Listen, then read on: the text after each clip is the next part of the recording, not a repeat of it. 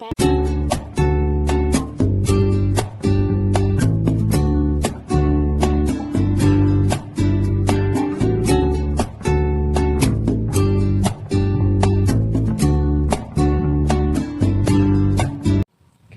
very good morning and hearty welcome each and every one of you.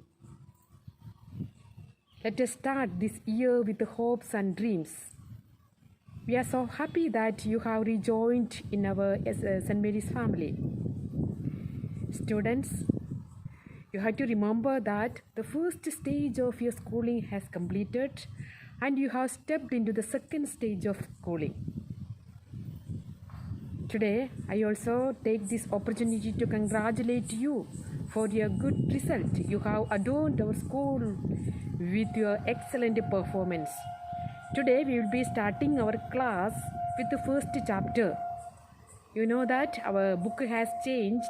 We have got two new books, that is Hornbill and Snapshot. Today, we will be starting our class with the first chapter.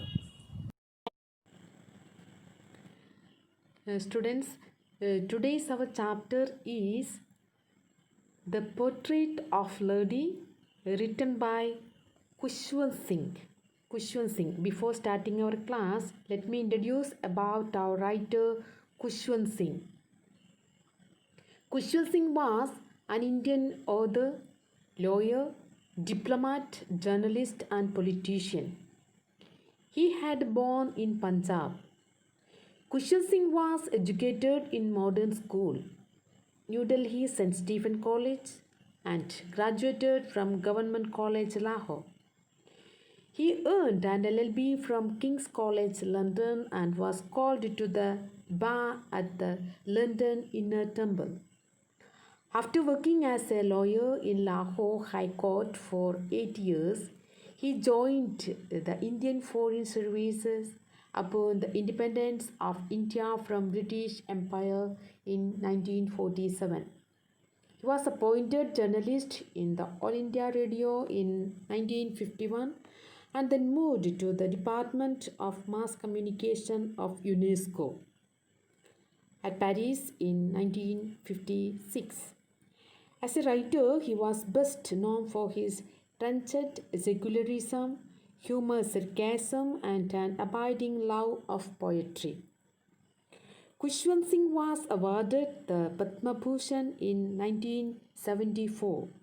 However, he returned the award in 1984 in protest against Operation Blue Star, in which the Indian Army raided Amritsar. In 2007, he was awarded the Padma Vibhushan, the second highest civilian award in India.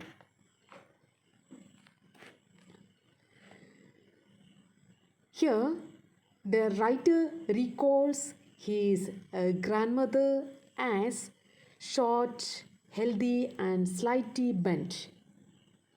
Her hairs were silver in color and were scattered messily on her wrinkled face. She used to walk around the whole house in white clothes. She kept her one hand resting on her waist and the other hand was telling the beads of her rosary. The writer thinks of her as not very pretty but constantly beautiful at the time. He compares her calm face with the winter landscape during the lengthy stay in the village. Grandmother woke him up from the bed in the morning, plastered his wooden slate, organized his breakfast, and sent him to the school. On their way back to the home, she used to give the stale chapatis to the street dogs. A turning point in their beautiful relationship arrived when they went to live in a city.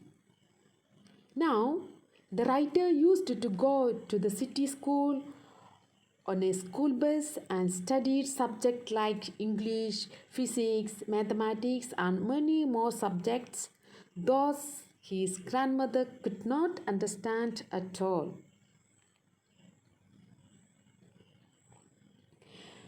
When the writer went to a university, he got a separate room in his house. The common link of the relationship between the grandmother and the grandson was broken now. Grandmother rarely talked to anybody in the house now. She spent plenty of her time sitting beside her spinning wheel and reciting prayer of God. She started feeding the sparrow birds in the afternoon. When the writer left for abroad for his further studies, his grandmother did not get disturbed at all. Rather, she saw him off at the airport. Seeing her grandmother at this old age, the writer was thinking that it might be his last meeting with his grandmother. But when he came back home after a duration of 5 years, his grandmother was there to welcome him back, and he saw her celebrate his return. The next morning, after the return of his grandson, she got ill. Although the doctor told that it was a slight fever and would go away very soon. Still, she could foresee that her time to leave this world was near. She did not want to waste her time talking to someone. She went to her bed, praying and telling the beads till her lips stopped moving and the rosary fell down from her lifeless hand. To grieve her death, thousands of sparrows flew in and sat dispersed around her body. All the sparrows flew away without making any noise when the dead body of the old lady was carried away for the last rite.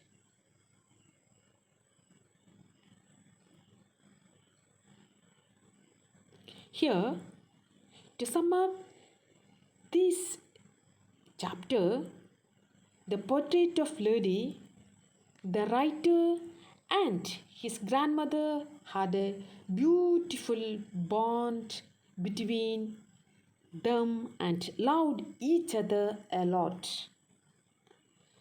The story tells us how beautiful a relationship can become between a grandson and a grandmother.